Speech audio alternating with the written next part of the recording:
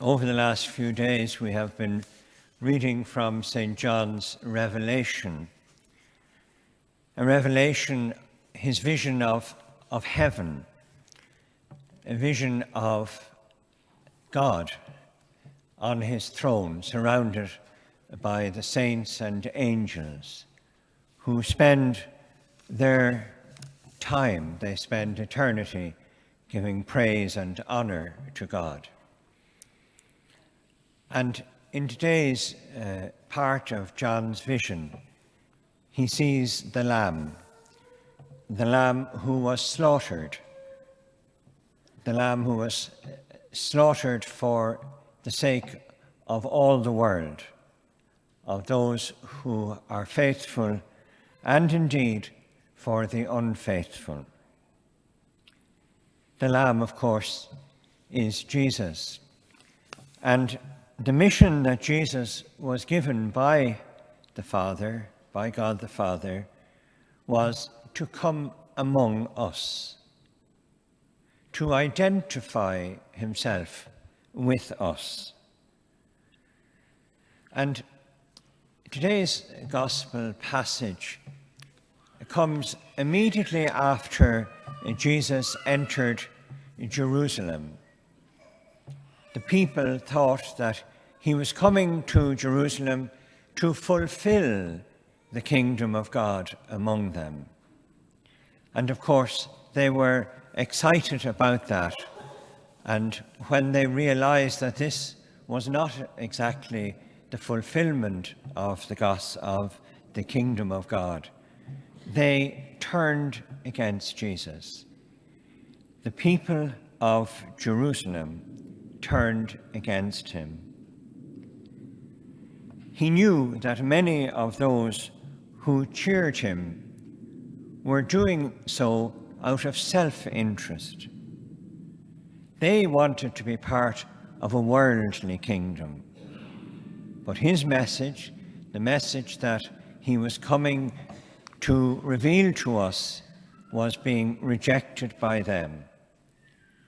Humanly speaking, I suppose, Jesus was in a state of being helpless. These were a stubborn people. And so the real humanity of Jesus is revealed to us once more.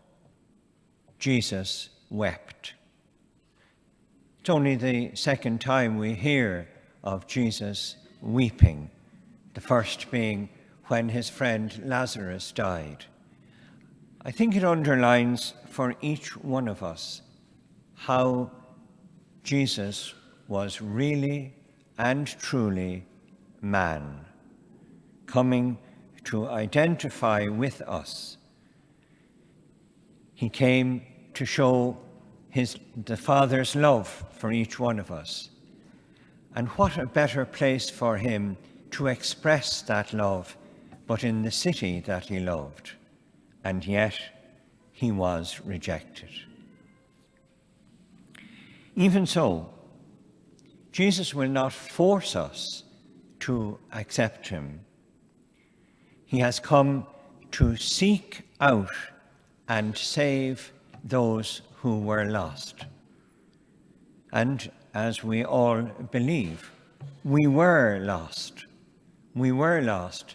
And because of the action and the mission of Jesus, we have been saved.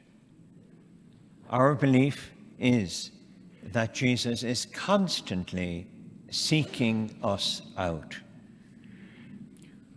We come to the end of our liturgical year.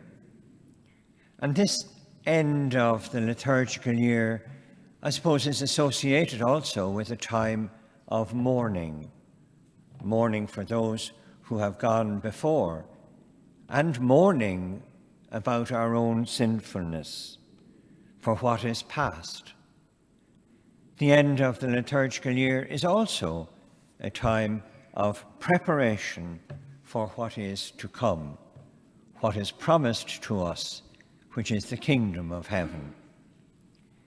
So perhaps like the disciples who joined Jesus on the road to Emmaus, our prayer today might be, stay with us, Lord, because it is almost evening and the day is nearly over.